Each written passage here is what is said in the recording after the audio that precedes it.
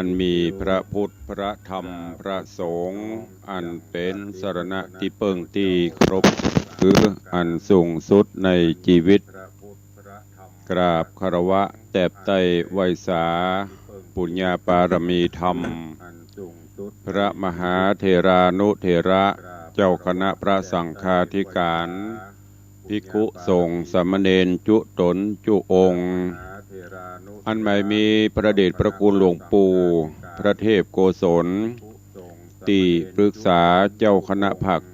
7เจ้าอาวาสวัดศรีโสดาพระอารามหลวงตำบลสุเทพอำเภอเมืองจังหวัดเชียงใหม่พระเดชพระคุณหลวงปู่พระเทพปริยัติเจ้าคณะจังหวัดเชียงใหม่เจ้าอาวาสวัดเจ็ดยอดพระอารามหลวงตำบลจ้างเผือกอำเภอเมืองจังหวัดเชียงใหม่ครูบาอาจารย์ท่านเจ้าพระภิกขุสงฆ์องค์สามเณรจุตนจุองค์ด้วยความเคารพเจริญสุขเจริญปอนปอออกไม่ออกศรัทธานาบุญตินจองห้องวัดจุหนุ่มเท่าใจยิงก็ขอน้อมต้อนรับทุกท่านเข้าสู่รายการมรดกธรรมกำเมืองต่างสถานีวิทยุกระจายเสียงพระพุทธศาสนาแห่งชาติและสังคมคลื่นเพื่อการศึกษาพระพุทธศาสนาและวัฒนธรรมกระจายเสียงจากสถานีวิทยุวัดฝ่ายหินตำบลสุเทพอำเภอเมืองเชียงใหม่จังหวัดเชียงใหม่ในระบบคลื่นความถี่ FM 104.50 เมกะเฮิรตซ์สถานีวิทยุวัดหนองกายตำบลจังหวัดเชียงใหม่กระจายเสียงในระบบคลื่นความถี่ FM 99.75 102.0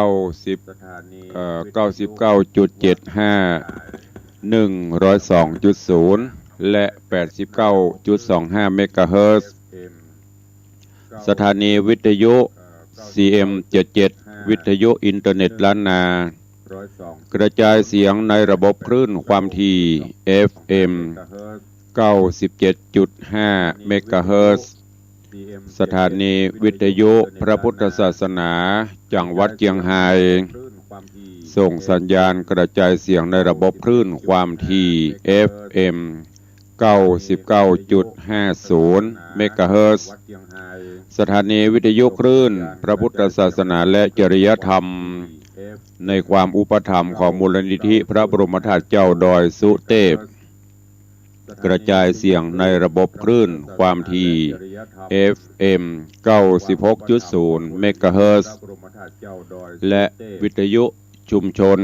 เสียงต่ำสายห่อกระจายข่าวตามวัดตามวาตามหมู่บ้านต่างๆพร้อมกันนี้ยกมือ10 นิ้วกราบถวายความเคารพและน้อมต้อนรับ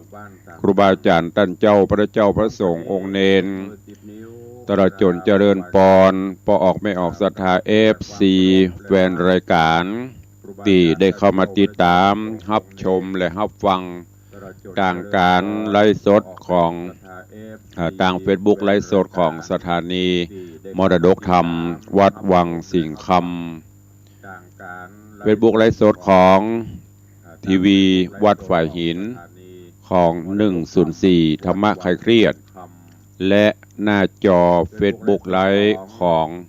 FC แฟนรายการทุกท่านที่ได้เข้ามาแล้วก็ได้เมตตาเป็นสะพานบุญกดแชร์บุญกดแชร์ในหน้าจอโทรศัพท์มือถือของท่านเพื่อส่งกระจายเสียงนี้ไปสู่เพื่อนๆในกลุ่มจะได้รับสิริมงคลโดยทั่วกันเนอะเมตตาทุกท่านที่ได้เข้ามาแล้วก็ได้กดแชร์ส่งสายบุญส่งเสียงธรรมให้เพื่อนๆในกลุ่มได้รับฟังได้รับสิ่งที่เป็นมงคลกันทุกท่าน ก รายการนี้ดำเนินโดยกล่าวกับผมอัตมภาพพระครูวิสิตศรีลาภรณ์เจ้าคณะตำบลป่าแดดเจ้าอาวาสวัดวังสิงคำตำบลป่าแดดอำเภอเมืองจังหวัดเชียงใหม่เป็นผู้ดำเนินรายการนำเสียงธรรมะและสาระต่างๆตลอดจนข่าวสารงานบุญมาพบมาปะกับทุกท่านเป็นประจำปะกันวันนี้อากาศเริ่มเย็นลงแล้วเนอะภาคเหนือตอนบนตลอดจนภาคอื่นๆตามที่เปิ้นพยากรณ์อากาศก็จะเริ่มเย็นฟ้าฝนเหรอ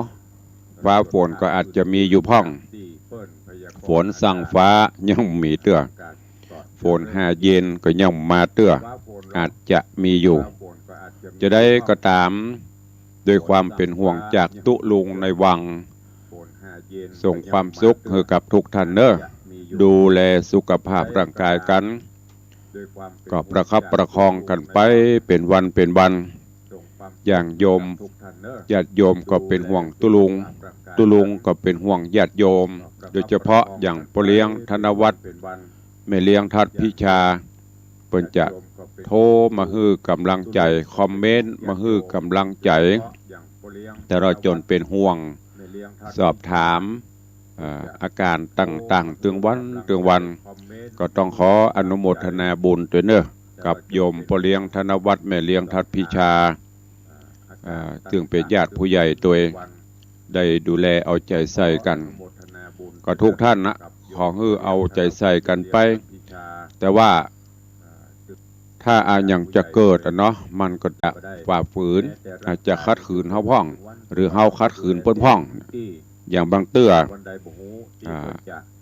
เปิ้นฮื้อฉันยาเปิ้นฮื้อกินยาเฮาอาจจะฝืนบ่กินไปพ่องมันก็มีเป็นธรรมดาแต่ถามว่าช่วงนี้สภาพร่างกายของตุเจ้าของตุลุงเป็นจะได้พ่องก็ประคับประคองกันไปก็อย่างที่ได้บอกไปตื่นเช้ามาเฮายังมีลมหายใจอยู่ก็บุญเฮายังมีอยู่สู้กันต่อไปทำวันนี้ให้ดีที่สุดวันพุธมันยังมาบ่ถึงเตื้อเฮาจะอยู่ถึงบ่ถึงก็บ่ฮู้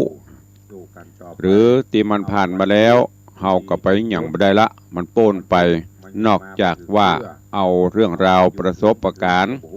ในรอบวันที่ผ่านมาเฮาก็เอามาปรับปรุงเอามาแก้ไขอันนี้ได้อยู่อย่างตะวาเนี่ยตุลุงยิ่งอย่างไปพ่องมันผิดมันพลาดอย่างที่ไหน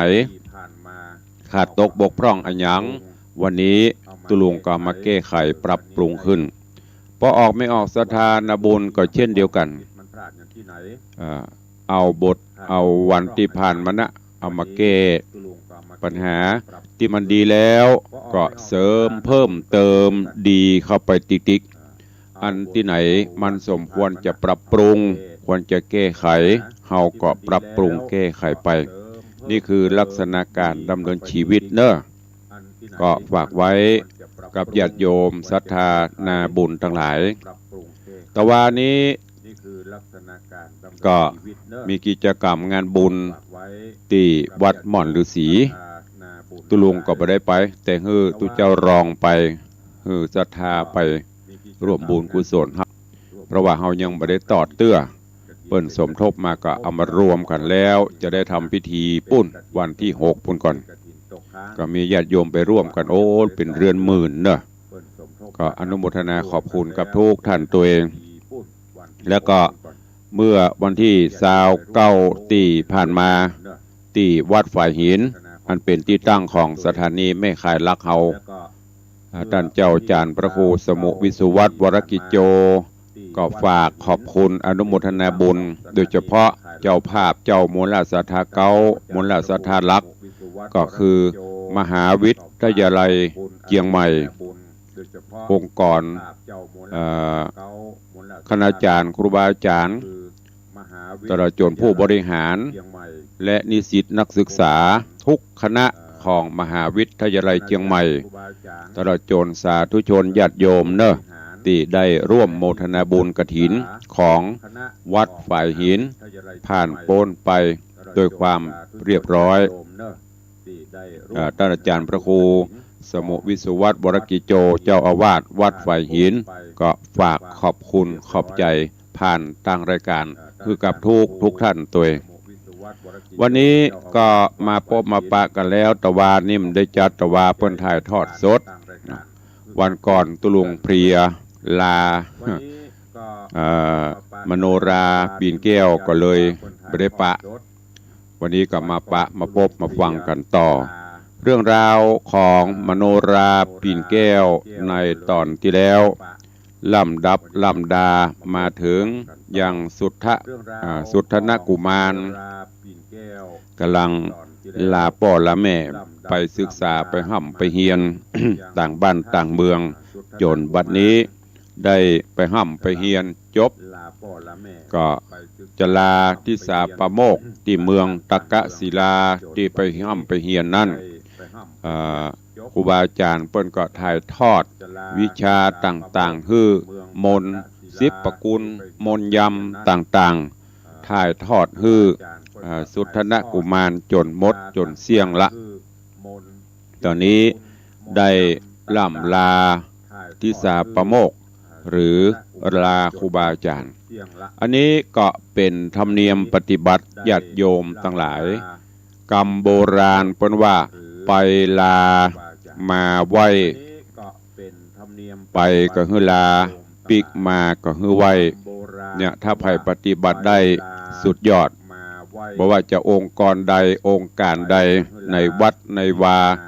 ในสถานที่ในที่ทำการทำงานแม้กระทั่งในบ้านในจองของเฮาจะไปไหนก็ต้องบอกคือพ่อบอกคือแม่พ่อแม่จะไปไหนเปิ้นก็บอกคือลูกในวัดในวาจะออกวัดออกวาก็ต้องไปล่ำไปลาครูบาอาจารย์สมปานเจ้าวัดเปิ้นจะไปหั่นองค์กรต่างๆที่ทำงานไปหั่นไปนี่ไปบอกไปลาผู้บังคับบัญชาเจ้านายจะนึกจะไปก็ไปนึกจะมาก็มาเป็นตายให้ดีจะได้บ่ฮู้อันนี้เจ้าสุทธนกุมารก็เก็บดอกไม้ธูปเทียนใส่ผัดใส่คานใส่พานใส่ขันก็เอาไปติดตามเอาไปกราบลาเปิ้นที่สาปาโมกเปิ้นก็บอกว่าโอ้ตั้งแต่ท่านมาอยู่นี่ก็บ่ได้ผิดอะไรหยังเฮาก็ฮักท่านก็ดูแลเฮาหากแม้นมันอาจจะมีเปิ้นก็บ่ถือโทษถือตาอภัยโทษฮือซึ่งในตอนนี้สุทธนกุมารจะล่ำจะลาครูบาอาจารย์ที่สาปโมกที่เมืองตะกะศิลาที่ไปห่ำไปเฮียนแล้วก็จะปิกบ้านปิกจองเรื่องราวจะเป็นจะได้เจิญติดตามรับฟังนางมโนราปีนแก้ววันนี้ขึ้นสู่ยังผูกทวนที่3เนอะโอ้ขอยกมือ10 นิ้วเนอะกราบครูบาอาจารย์ท่านเจ้าหลวงพ่อพระครูโกมลสิทธิการครูบาอาจารย์ของตุเจ้าตัวเองวัดโกมุตพุทธรังสีกรุงเทพมหานครพระมหาเถระผู้ใหญ่ที่เคารพท่านเจ้านอนเนื้อเจือไข่เมืองเชียงใหม่เฮาก็ได้ไปพัฒนาหรือว่าไปสร้างคุณงามความดีเผยแผ่พระพุทธศาสนาเป็นเจ้าอาวาสที่วัดโกมุตพุทธรังสีตอนนี้หลวงพ่อเมตตาเข้ามาติดตามรับชมรับฟังต่างหน้าจอ Facebook ไลฟ์Facebook ของเปิ้นก็พอดรหรือพระด็อกเตอร์โกมุตก็เป็นนอนเนื้อเจือไข่บ้านเฮาพี่น้องคนเจ้าตำบลประเดชเฮานี่กราบไหว้ศาลหลวงพ่อโดยความเคารพนะครับเนอะมาเป็นกำลังใจลูกศิษย์ลูกหามาพอมากอยตัวเองกฐินวัดโกมุตแล้วละก็ลืมไปละถ้าหลวงพ่อขึ้นมาเชียงใหม่ก็มาร่วมกฐินโดยลูกศิษย์ลูกหาเนอะที่วัดวังสิงห์คำวันที่6 พฤศจิกายนวันนี้ท่านเจ้าได้เข้ามาเป็นกำลังใจกราบขอบพระคุณตัวเองเชิญทุกท่านเนอะติดตามรับฟังพระธรรมเทศนาปืนเมืองเหนือเรื่องนางมโนราปิ่นแก้วหลวงพ่อโกมุตเปิดในวัดเปิดตัวเองว่าเปิดเสียงภายในเสียงต่ำสายเสียงภายในวัด ส่วนมากที่หั่นก็จะเป็นตู้เจ้าเมืองเหนือเฮาจะได้ฟังแล้วก็ดีใจ ได้ฟังกำเมืองอยู่กรุงเทพฟุตฟิตโฟไฟอะไรทำไมวันนี้ได้ฟังกำเมืองม่วนดีเชิญทุกท่านนี่ได้สดับรับฟังต่อในผูกที่3ณโอกาสบัดนี้ ฟังกำเมืองอยู่กรุงเทพนะโมตัสสะภะคะวะโตอะระหะโตสัมมาสัมพุทธัสสะโปนเทสันโตอุปสังกามิตวาทิสะปาโมกขังวันทิตวาอนุญญาเตสังสาริตวาโรหติสัทธโวดุราสัพพุริสะตังลายตั้งยิ่งใจบวนหมู่อ่านพร้อมนาอยู่ฟังธรรมอย่าไข่กรรมกล่าวถอยคือคนใหญ่น้อยเครื่องขี่ตั้งปุรีตั้งบุรีเมียงบากจุงละพรากเป็นคราวแปลงใจแนวตั้งมันอย่ากึดดันต่างใดโอดสาใจฟังทีเอาเป็นที่สอนโตนแย้มอยู่เมืองคนลุ่มฟ้าบ่ตำจ้าเครื่องการมรณะกราพรากตายเสียจากเมืองโคนย่ออ่อมเอาโตนไปเกิดที่ห้องฟ้าเลิศกะเสมสีพละบุญมีมากกว้างอันตนได้สร้างป้อมเป่งมาย่อมจักป่าโศกยูหือใดไปสู่เนรปานดาบไพ่มานเสียงขาดบ่ไม่มาดอันใดได้สุขใจเต้ใส่อันว่าสุขโลกไตมนุษย์คือสุขนักหนานอนเล่าแถมปันเต้านั่นใจก็ยังบ่เพียบใดจะขานเจ้าสุขเนรปานห้องเขตใดจะแลนาจุมศรัทธามวลหมู่จุงพรำหูตามมีแดเตโสโปติสัตโตอันว่าหนอโปติสัตเจ้าสุดธนกุมมารกันผู้เป็นอาจารย์โอกาสอนุญาตวางปันก็เอาขันดอกไม้ไปวางที่ไกลปะโมกขายอมือสากลมกล่าวครบควายเล่า3 ตีแล้วก้อยนี้กระภาคออกมาจากอาสรมกึดผารมไฟห้อยยินต่ำก้อยโศกาอินดูปาโมกขาลายแหล่น้ำตาแผ่ลามไหลก้อยเตียวไปจะใจจุมคนน้อยใหญ่เจ้าเมืองเสียงนั้นเนืองอดเอาหนอพระเจ้าบุญพายจุมยิ่งใจมวลหมู่จากติอยู่ปะโมกขาเข้าดงนาซื้อนาบ่แวะกว่าปลายดอยเต้าหมายใจขึ้นสู่อย่างที่อยู่เมืองตนตั้งไพรโสนยากแก่เป็นหินแห่มาเป็นหินแห่ทมทองพ้องเป็นกองย้ายหยาดดารดาดลายสี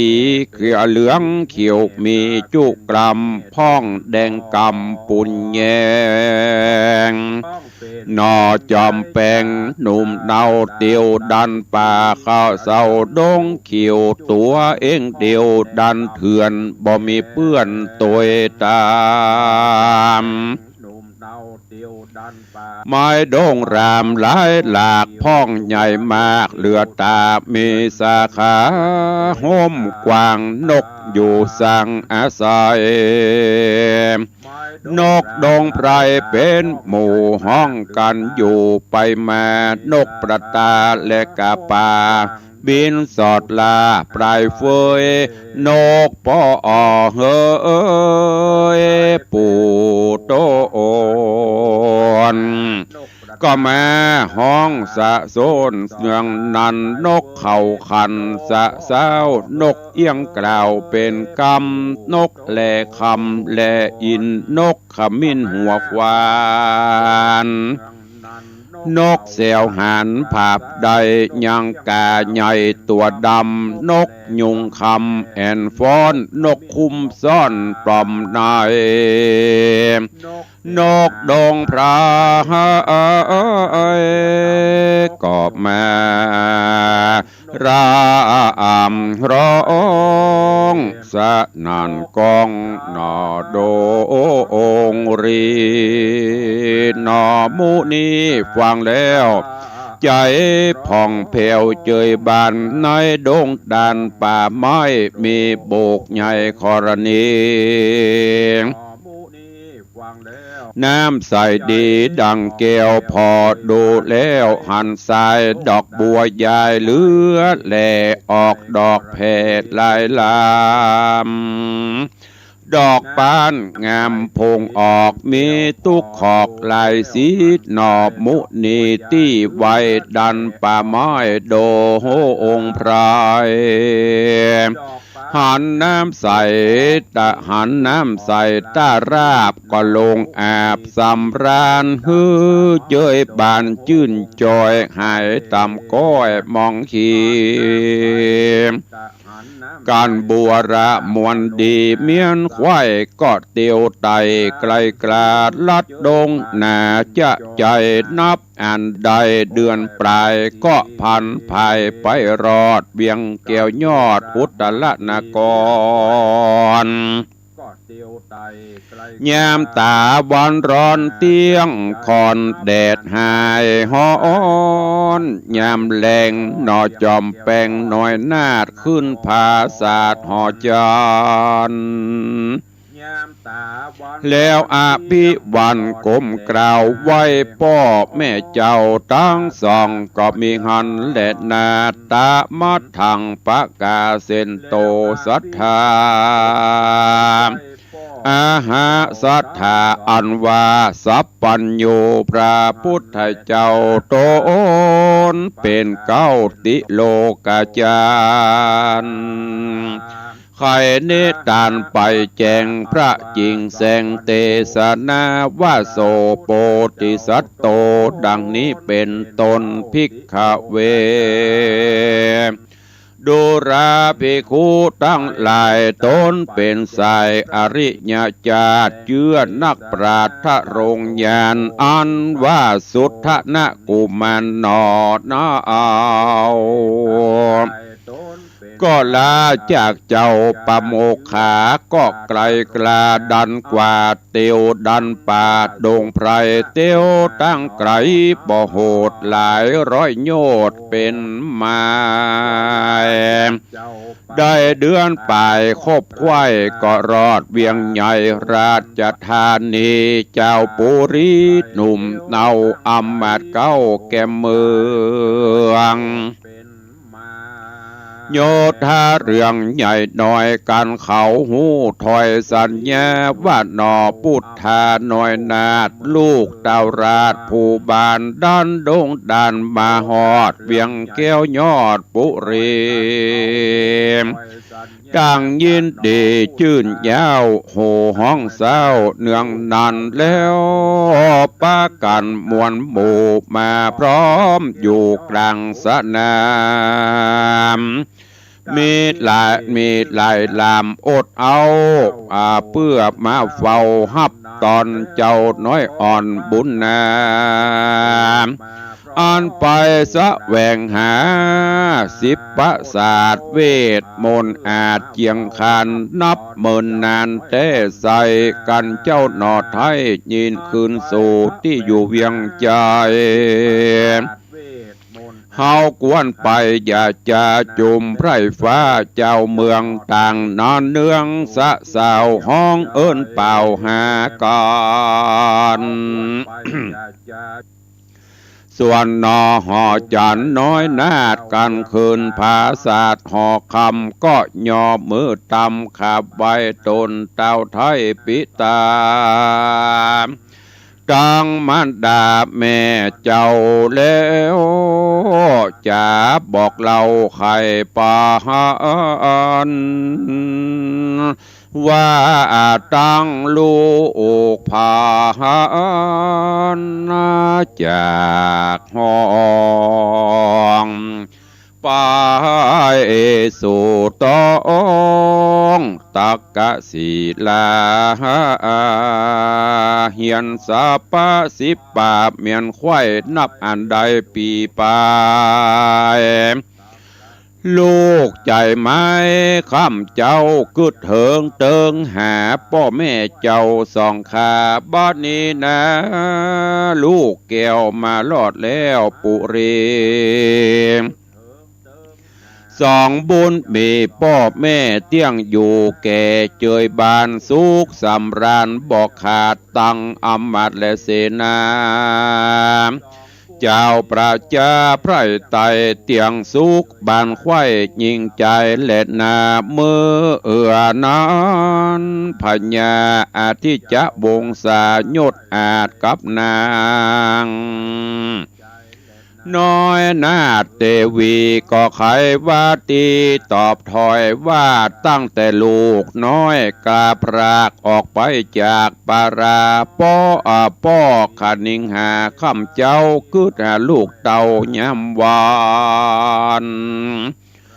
ลูกภายพันจากห้องไปสู่ต้องแดนไกลกลัวโผยภัยเอาไม้มาต้องใส่บุตรตาบาเนตนาลูกละมารอดกว่าปุรีป้อยินดีบ่อน้อยได้ชื่นจ้อยเจยบานดูราสุธนกุมารน้อยนาดมีสีประสาทกุลนาจังสะปะสิป่าไข่จอดปิกมาฮอดเวียงใจตอนนี้ไปนานับอ่านกว่า7 วันจะคือจอมทานนอดเนาได้เป็นเจ้าแตนเมืองฮือรุ่งเรืองสืบต่ออยู่แตนป้อยาวไปฮือเสนาในและอมาตย์ประจันราชใจยิงได้เปิ้งปิงน้อยหนอเป็นดังป้อตนป้อนี่เล่ากันพญาเจ้ากล่าวแล้วก็คืออมาตย์เกี่ยวต่างๆคือสัญญาเป่าห้องไปตัวห้องเวียงใจฮือเสนาในไพร่ราชตั้งอมาตย์เสนาตั้งโยธามวลหมู่ไปซุมอยู่ลานหลวงเล่นปั้นป่วงจุอย่างตามอันจ้างใจหุมฮือไปซุมพร้อมไข่อย่าเว้นใดคนใด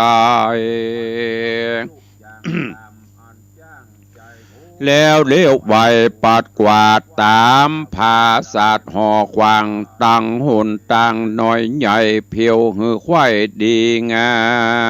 มปากตุงจามยายหยาดตั้งภาษาหอจันยายหยาดไปเป็นถอยเต้ายอดซอยหอคำไขจากกรรมโอกาสฮืออำมาตั้งตาตั้งโยธาหนุ่มท่าเอาได้หูเก่าความในว่าฮือเรียวไวแต่งห่างยังเมืองกวางปุรีฮืองามดีจุกแห่งรีบตกแต่งเร็วปันเปื้อจักโทนโค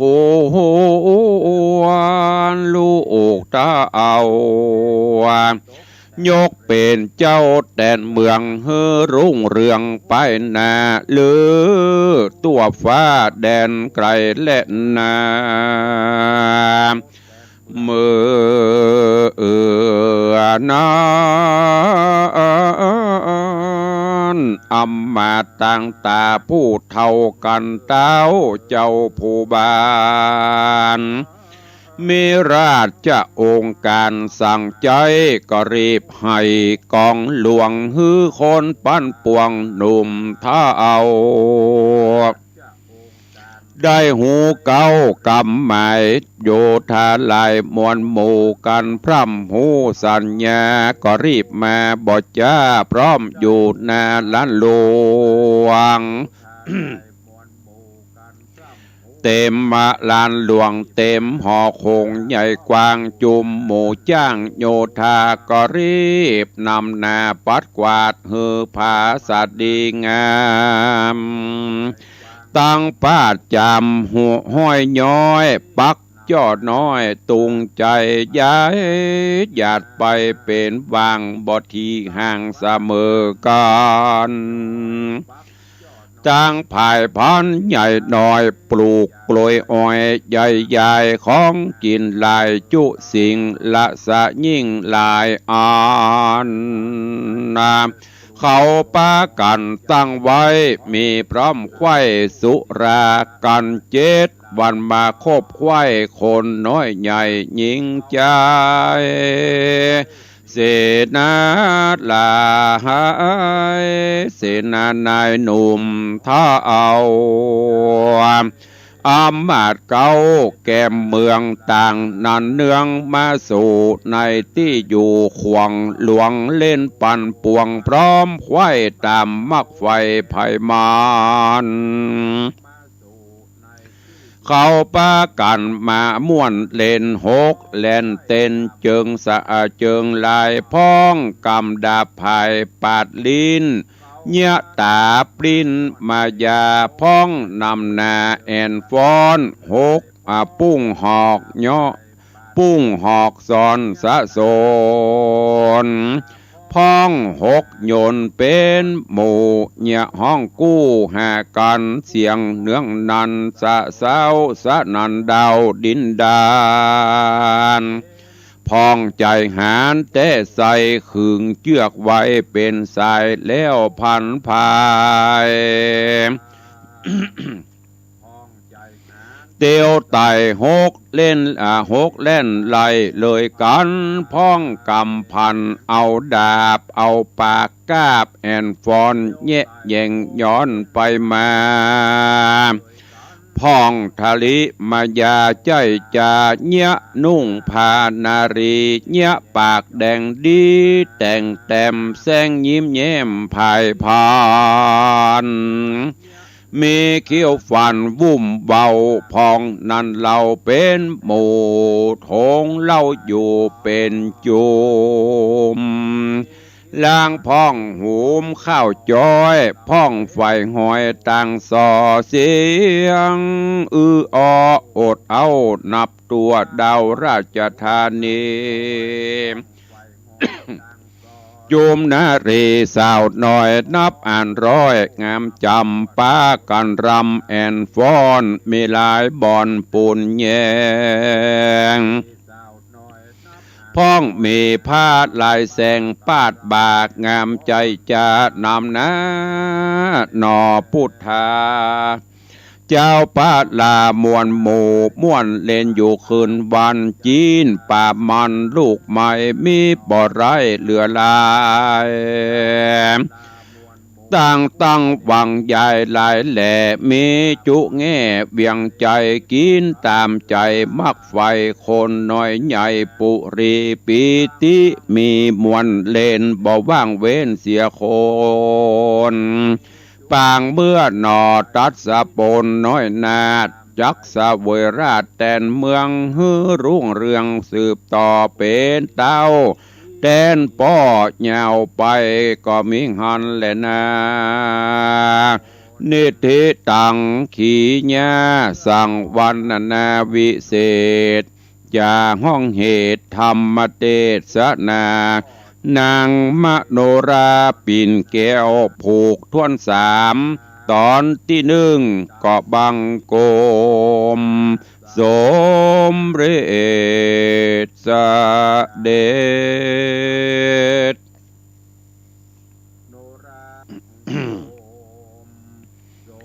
มโนราปีนแก้วลำดับลำดามาถึงยังผูกทวนที่สามตอนที่หนึ่งซึ่งในตอนนี้โพธิสัตว์เจ้าสุทธนะหลังจากที่ได้ไปศึกษา10 ปกุลมนต์ยำเวทมนต์คาถาต่างๆซึ่งครั้งพุทธกาลจะมีเหมือนประเดี๋ยวเนาะมันบ่มีมหาวิทยาลัยนั่นมหาวิทยาลัยนี่ต้องไปเรียนป้องกันตัวมีเวทมนต์คาถา10 ปกุลมนต์ยำหมู่นี่วิชาหอกดาบ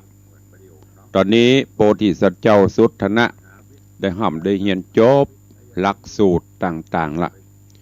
ได้ร่ำได้ลาทิสาปโมกครูบาอาจารย์ตีประสิทธิ์ประสาทวิชาฮือแล้วก็จะปิกบ้านปิกจองอย่างในตอนที่แล้วมาถึงตอนนี้ปิกบ้านปิกจองมาถึงบ้านถึงเมืองแล้วก็เข้าไปกราบป่อกราบแม่ไปรายงานตัวว่าปิกมาแล้วเนอะโอ้ป่อก็ดีใจแม่ก็ชื่นใจตลอดจนข้าทาสจะบริพารก็ปรับปลื้มปิติที่สุทธนะลูกบ่าวป่อพญาเจ้าเมืองได้ปิกมาต่างกับป่อพญาเปิ้นก็สั่งฮือข้าทาสจะบริพารเสนาอำมาตย์ได้ตกแต่งผิวกวาดในบ้านในเมืองประดับตกแต่งจ่อน้อยตุงใจราชวัตรชัดธงเหมือนอย่างบ้านเฮาเมืองไทยเฮานี่เวลาวันสำคัญของสถาบันพระมหากษัตริย์ก็จะมีการประดับธงประดับธงทิวประดับอย่างต่างๆแล้วเนี้ยครั้งเมื่อก่อนก็เหมือนเดียวกันป่อพญาเจ้าเมืองก็สั่งฮืออำมาตย์ตีกล่องใจตอนนั้นมันจะมีโทรศัพท์เนาะเหมือนประเดียวก็เป็นประเดียวกับสั่งการกระดับปิ้งป้องประกาศสำนักพระราชวังตอนนั้นมันมีตีกล่องตุ่มเจ้านี้ได้ยินคุ้มนี่ได้ยินก็ต่อกันไปต่อกันก็ได้ก็เต็มลานก็ป่อพญาก็แจ้งข่าวสารต่างๆให้ฟังว่ามีลูกปิกมาแล้วเนอะจะได้ให้ลูกเป็นเจ้าบ้านเจ้าเมืองเราเนี่ยในตอนนี้ช่วงนี้กำลังอยู่ในช่วงของการเฉลิมฉลองม่วนงานสันเล่าเล่นไผมีอันใดไผจะเล่นอันใดก็เป็นที่ละเมาเอาใจอยู่ก็ติดตามฟังกันในตอนต่อไปเนอะในเรื่องของนางมโนราปิ่นแก้วผูกที่3ตอนที่1ก็โป่งวางไว้แต่เพียงเท่าอีก็เนาะขอบคุณทุกท่านที่ได้ติดตามรับชมรับฟังทั้งภาพและเสียงติดตามรับฟังทางสถานีวิทยุต่างบ้านต่างจองก่อนที่จะได้ไปไปไปจ่าแจ้งข่าวสารงานบุญก็ขอตักทายครูบาอาจารย์ต่างหน้าจอ Facebook ไลน์ก่อนเนอะเจ้านี้รู้สึกสลืมสลือเป็นห่วงเป็นเหงาอย่างหูก็เจริญปอนตอนรับโยมปินานล่าปินานจรันปิยะจันอาสลมปิยะจันดอยซิวอันนี้ตุลุงตั้งเขาเปิ้นเนอะบ้านปินานเปิ้นม่วนเย็นเข้ามาติดตามรับชมรับฟังอยู่เจริญปอนต้อนรับโยมสุมาลีพูดงามน้อมกราบไหว้สาเจ้าเจริญปอนเนอะเจริญปอนท่านน้อยสุรินทร์หรืออดีตท่านสทได้เข้ามาติดตามรับชมรับฟังแต่ว่าหันเปิ้นปุดไปอย่างก็ม่อนฤาษีอีกไปรับปัจจัยกฐินตะเปิ้นวันนี้ได้เข้ามาติดตามรับชมรับฟังเจริญปอนน้อยๆตัวเนอะเจริญปอนท่านขอกราบถวายการต้อนรับหลวงพ่อท่านพระครูสถิตเจติยรักษ์เจ้าอาวาสวัดเจดีย์แม่ครัวเจ้าคณะ ตำบลแม่แฝกปอดติดตามหับชมหับฟังเป็นประจำอยู่ละเจริญปอนโยมแม่จันดีวิสุทธินันท์กราบนมัสการท่านพระครูสาธุเจ้าเจริญปอนปิกมาละกะก็ว่ามีไต้ผู้อยู่เปิ้นไปเครื่องบินกะเปิ้นสะหย่องซานไปงาน เจริญปอนยายเพลินเปื้อนเกษตรเปื้อนเกษตรไม่ใช่กระ มันจังลิ้นหรือลิ้นมันจำพันกันยายเพลินเปื้อนเกษตรกราบไว้สาเจ้าสาธุเจริญปอนโยมลักษณะเกตดีกำลังเข้ามาชมมาฟังสาธุเจริญปอนเนอะเจริญปอนโยมปเลี้ยงธนวัฒน์แม่เลี้ยงทัดพิชาสุสิงคำปเลี้ยงได้พิมพ์คอมเมนต์คือกำลังใจในการปรับปรุงพัฒนาแล้วก็อวยปอนฮือตุลุงแกล้วกราดปลอดภัยอยู่ดีมีสุขอายุมั่นขวัญยืนเป็นล้านปีบุญ แม่นางบรรทอยู่เป็นล้านปีเนอตุลุงสาธุเจริญปอนคุณโยมจันฉายจันสายเจ้าจันฉายจันสายแปลงหลวงเนอะเจริญปอนโยมแม่ละอองแก้วชุ่มใจเจริญปอนโยมประพักพักสดวันนั้นนั่งเสียบแบงค์ตัวการอยู่แต่ว่าหันในเฟซปุ่นมีตั้ง4สเกตปุ่นสะหย่องซานดีเนาะ ก็ว่าหูบเก่าของเราไม่เลี้ยงหันแปลว่าตะวากับพอเฟซปุ่นเจริญปอนโยมบาลีอินทกูลเจริญปอนโยมพี่หมอมัฒนาอัมพันธ์เนอะพี่หมอตั้งต้นไว้ละที่บวกมือได้หลายแล้วก็ แต่ผ่องเล่นผ่องเนอะยุดไว้ผ่องเนอะเอามาในวังนะหันไปนี่ไปเหลือก้าวเฮาแล้วก็สีเขียวบื้อไปได้นะต้องสีเทาๆเนอะ โยมแม่ละอองแก้วชุ่มใจจะไปลืมเนอะวันที่6นะแป่งนกยุงมาให้ตวงตัวใหญ่ๆแล้วเอาใบสีเทาเนอะปีกสีเทาเนอะปีกสีเขียวบ่เอา เจริญปอนอันแม่เลี้ยงทัดพิชาสุสิงคำสาธุอนุโมทนาแม่เลี้ยงเนอะให้กำลังซักผ้าอยู่กะเจริญปอนโยมปี้อัญชลีคำกิติอันนี้กับมวลเดียวกันเด้อนกยุงพร้อมปีกสีเทามาสัก3 ตัวมาร่วมกันแล้วก็กีตักบละนี่หลวงพ่อท่านพระครูกมดสิทธิการหลวงพ่อยังอยู่ยังฟังอยู่เป็นกำลังใจโอ้พาเปิดในวัดหันม้วนเย็นสบายบรรยากาศพุทธมณฑลสาย2ว่าสาย3ลืมไปละตีถนนนั่นอาตมาไปกับไปเปิ้งปารมีหลวงพ่อน่ะไปจำวัดไปพักที่หั่นม่วนหลวงพ่อต้องให้การต้อนรับขับสู้ดีกราบขอบพระคุณแถมครั้งหนึ่งเด้อกับหลวงพ่อท่านพระครูโกมดสิทธิการท่านเจ้าอาวาสวัดโกมดพุทธรังสีกรุงเทพมหานครเจริญปอนโยมแม่ปราณีพยัคฆ์ไคหพลกำลังรับชมอยู่แต่ว่าอีแม่ไปยังมหันตุลุงบ่ไปแต่ตุลุงคือลูกน้องไป แต่ว่าเฮือตันพระครูสมุวิเชียนกับตุเจ้าไป5 ตนก่อนญาติโยมก็ไปตัวครับออกวัดไปจะเมื่อตี 4แม่ไปแผ่ปูนมาประหารก็จะได้เนาะถ้าบัดเตียวเนาะแต่ถ้าเตียวไปตั้งแต่วัดที่1จนถึงวัดที่300เนี่ยปะอยู่แต่ถ้าไปหย่อมแย่อ้อมแอมนะอันแสดงวัดตะวาไม่ได้ไปหยอดบาทของวัดวังสีขาวนะแม่ปราณีเนาะเป็นอย่างไปหยอดบาทปูนเอามาหยอดเพ เจริญปอนโยมสุรัตน์เสาคำโยมตู่โยมตู่อันนี้ก็อาสลมวิเวกวรรณารามเหมือนกันนี่ไปลืมเนอะโยมตู่ก็เหมือนกันเนอะหันกำต้นไปหันไปนี่นะจะไปลืมตุลุงเนอะถ้าลืมตุลุงจะตัดออกสมโนครัว เซลเล่นไปได้เจิญจวนลูกเลี้ยงเอียงคำเนอของตำนักเจ้าปี้ที่บ้านโยมสุรัตน์ตัวเองไปให้ไปหอมกันท่านนะเดี๋ยวเปิ้ลเอามาคนเดียวเปิ้ลมาก็ไม่ได้ตุลุงบอก เจริญปอนโยมโยมสลินทิพย์บุญเลิศนิตวาก็หันเปิ้ลกับไปหันเปิ้ลประกาศออกอยู่ไปลืมเนอะเปิ้ลจำตองเปิ้ลยังปล่อยด้วยเนาะบ้างสิ่งคำบ่มาระวังเด้อ ครูบอยเทพประสิทธิ์ต้นเฮียด เทพประสิทธิ์ต้นเฮือดสาธุครับเจริญปอนเนอะวันที่5 แมลงครูบอยจะเอากล่องต้มพลุ่มบุ่มบุ่มพลุ่มบุ่มบั่มมาแห่กระถินเต้นกันเต็มที่ฟ้อนกันเต็มที่เนอะรอบพระราชวังสิงห์คำนี่นะ แต่เสียดายเนาะวันที่6ติดว่ะได้มาเอาคณะอื่นมาแทนเจริญปอนคุณโยมชนจันทร์ซอนคำกำลังรับชมอยู่ไวสาเจ้าเจริญปอนยายเอ้ยดอยซิวนี่ก็มันก็เนอะยายเอ้ยห้ามลืมเนอะมาตัวพี่นาล่าเนอะเอาหงมาตวงหงแบงหงใบปลีกสีเทาเจริญปอนยมเพชรแล้วก็วันนี้ครูบาไม่ค่า หายดีสบายดีแล้วเนาะมันต้องห่วงกันเนอะพายตึงได้ไปเยี่ยมพ่อ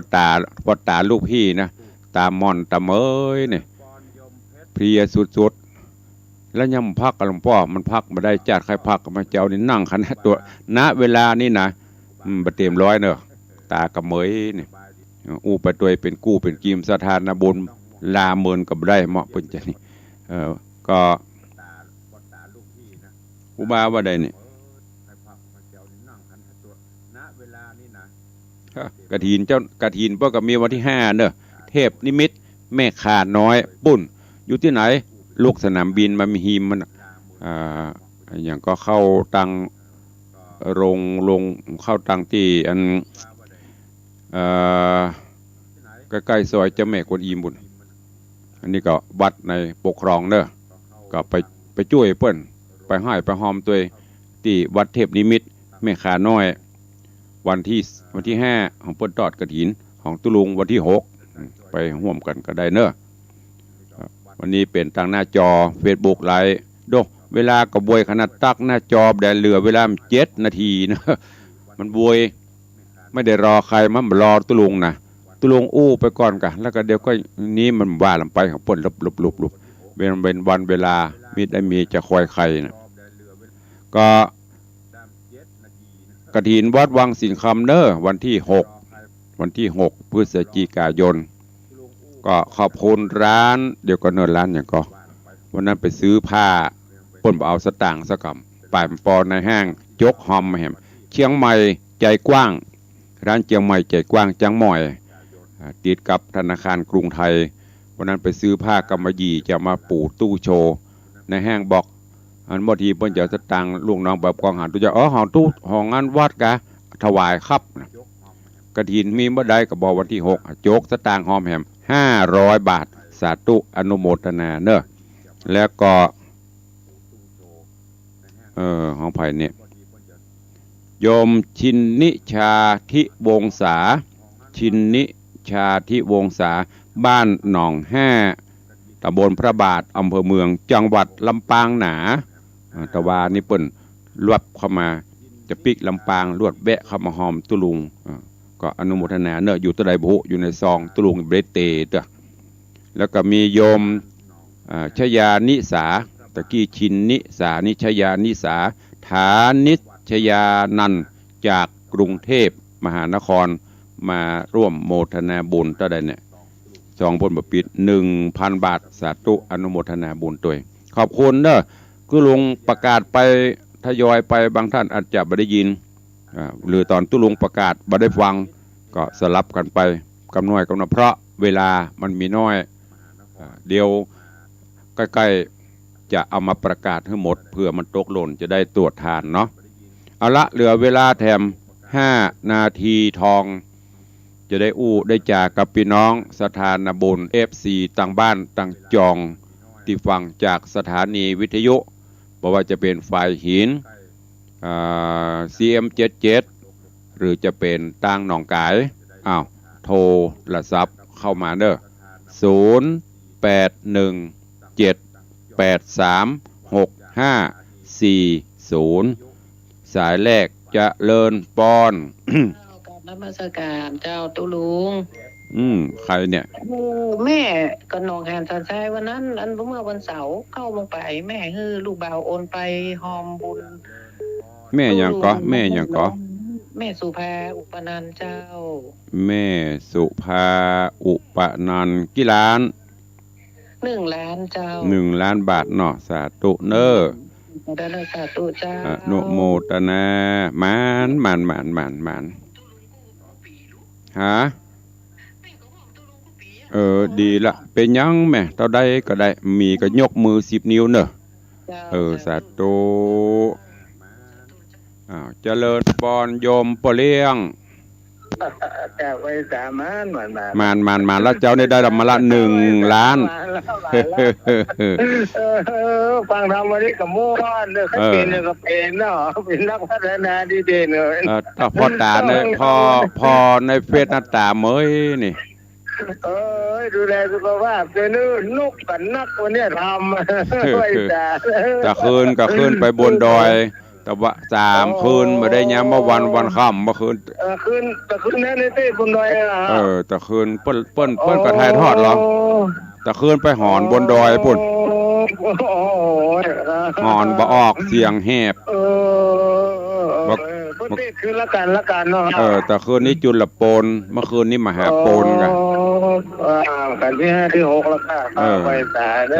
กำลังใจดูแลสุขภาพตัววันนึงจะเข้าไปหาครับอยู่วัดเนาะไปไหนเนาะลองดูโทรเช็คเข้ามาก่อนเนอะไปโทรไปหาอนุโมทนาสาธุขอบคุณกับโยมปอเลียงเนี่ยคือกำลังใจเตี้ยก็ปอเลียงปนฟังก็พระเจ้าจะเป็นเตศถึงหยัดถึงโยมก็ท่าฟังจะเหน็ดจะเหนื่อยก็ไม่เป็นไรสู้กันต่อไปมาแล้วนายก หายไป70,000เนอะนายกเจริญคำยามานายกเทศมนตรีตำบลสารผักหวานจะไปลืมเนอะของนายกอยู่ลายโต้งนี่นะคอโหงบะบินข้ามโต้งมาระวังจะโดนโก่งเนอะนายกเนอะเจริญปอนเอาว่าเลยไปหอนได้ตัวบัดเตียวนี่เตียวรอบมันกะเจ้าแล้วเขาหมุดที่ประการมันอู้แล้วก็ประกันไปขายเฮ็ดโลมมิตัวเนาะกับดอกคำฝอยเนาะเขาไปหลายไป2 กันรถกันเลยไปนั่งขายเฮ็ดโลมกับดอกคำฝอยไม่ได้ใส่บาตรวัดวังสีคำสักกำบ่ครบ300 วัดเนาะบ่ครบ300เนาะครบกับเจ้าครบแล้วยังบ่หันวัดวังสีคำก็มันศูนย์กะมันอยู่ว่าไปเรื่อยถ้าเตียวครบ300มันก็หันกะบ่เตียวกะนั่นน่ะสาธุอนุโมทนาบุญมาเป็นยังเมื่อยจะมันเป็นอะไรก็มันจะอะไรมันจะเป็นมันก็เป็นน่ะเนาะแม่ก็นักเลยเดี๋ยวไปแห่ง4-5 วัดก่อนเลยเนี่ยบอกว่าหอมไม่พ่องเอาไปพูดไปเพ่มาโปะในวังสีคำพ่องมันปันแล้วเดี๋ยวพ่อเลี้ยงจะเดือดเนอะพ่อเลี้ยงว่าสิ่งเหนือเสือใต้น่ะระวังเขาดีเถอะเกาะบุญพ่อเลี้ยงไปตัวหอมไปกูเตี้ยโปะไปเดี๋ยวเป็นแปะไปเหี้ยกูเตี้ยเนี่ยโปะพ่อเลี้ยงตะไดหรอเอาพ่อเลี้ยงบ่าพ่อเลี้ยงโปะแต่เพื่อไปเดี๋ยวแปะไปละไปเบ็ดงอนนะกะ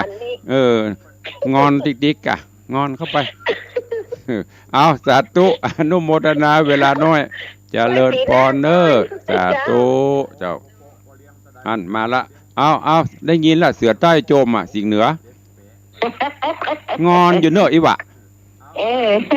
งอนอย่างบอกป้อนกันว่าแม่ว่างอนอย่างงอนแล้วบ่งามด้วยกันเนาะแม่นไม่จะดีป้อนบ่งอนป้อนงามเนาะอยู่ไหนบิ๊กมาอย่างมาแล้วเจ้าสาธุเอาอย่างมาฝากเบิดหลังไม้ไปไม่ได้ไปเอี่ยมเลยจักที่ไปกับวัดผู้แท้แสงธรรมที่เดียวโมทนาบุญตัวเจ้าไปทำบุญเห็นเนาะสาธุนะแม่เวลาหมดแล้วเจ้านมัสการอนุโมทนาเด้อขอบคุณทุกเสียงทุกสายเด้อสุลุงอุตสาหะหางเวลาวัจนักนะสรุปกัดตักตายหน้าเฟซเวลาไป70,000เวลาหมดเวลาละวันนี้หลายตึงหน้าจอ Facebook ตึงสถานีก็ขอบคุณนะครับครูบาอาจารย์ตัวญาติโยมทุกท่านตัววันนี้เวลาหมดเวลาละจำเป็นต้องนำรายการจากทุกท่านไปก่อนเน็ตเหนื่อยบ่เป็นยังเนี่ยกำลังใจเข้ามา